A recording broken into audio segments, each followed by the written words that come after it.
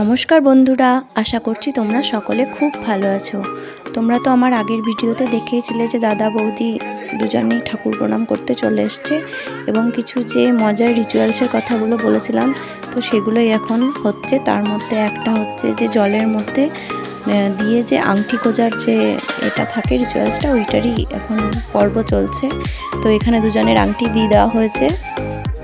আর এখানে আংটি খেলার যে নিয়মটা, সেটা একে অপরের আংটি তুলতে হবে। আর দাদা এখানে নিজের আংটিটাই তুলে নিয়েছিল। তো আবার আরেকবার শুরু হলো খেলাটা। আর এখানে বৌদি ভাই দাদাকে বুঝিয়ে দিল ব্যাপারটা। তো তারপর দেখো কি হচ্ছে, বৌদি ভাই এখানে জিতে গেছে। আমরা সেই জন্য সবাই খুব খুশি যে হ্যাঁ বৌদি ভাই জিতেছে। আর দাদা বলছে, এই তুমি তোমার ছোট আংটিটা দিয়েছো, এইসব নিয়ে ওদের মধ্যে চলছে। কিন্তু হয়তো দাদা এখানে ইচ্ছা করে বৌদি ভাইকে বারবার জিতিয়ে দিচ্ছে। এটাই ভালোবাসা, দুজনের মধ্যে এই আন্ডারস্ট্যান্ডিংটা থাকা খুব দরকার।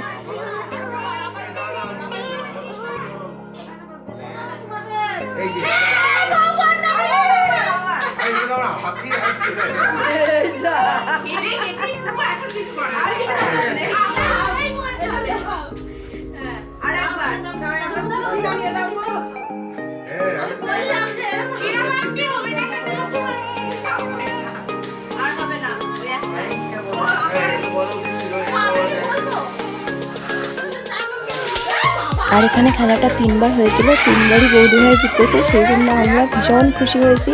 আর দাদা এখানে বলেই যাচ্ছে যে আমার আংটিটা বড় ছিল আর ওর আংটিটা ছোট ছিল, সেই জন্য জিতেছে। কিন্তু জানি যে দাদা হয়তো বৌদি ভাইকে ইচ্ছে করে জিতিয়ে দিয়েছে। এটাই ভালোবাসা দুজনের মধ্যে। তো এখানে বেচারা দাদা তো জিততে পারলো না, বৌদি ভাই জিতে গেছে। তো পরের খেলাটা হচ্ছে বৌদি ভাইয়ের মুকুট আর দাদার টোপরের শোলার দুটো টুকরো নিয়ে খেলা, দেখে কার পেছনে যাচ্ছে। এখানেও বৌদি ভাই জিতেছে, বৌদি ভাই আগে আগে, দাদা পেছনে পেছনে। এটাতেও আমরা ভীষণ খুশি হয়েছি সবাই। আর এই রিচুয়ালসটা দাদা ঢাকাগুলো সরাচ্ছিল কৌটোগুলোর থেকে, আর বৌদি আবার ঢেকে দিচ্ছিল আস্তে করে। তো এটাই একটা নিয়ম ছিল খেলাটার, আমার ঠিক জানা নেই কী নাম। তো এরপর বৌদি ভাইও ফ্রেশ হয়ে নিয়েছিল। তারপর আমরা সবাই একটু গল্প করে তারপর নেক্সট দিনকে বৌদি ভাই ও দাদার ভাত কাপড়ের অনুষ্ঠান ছিল।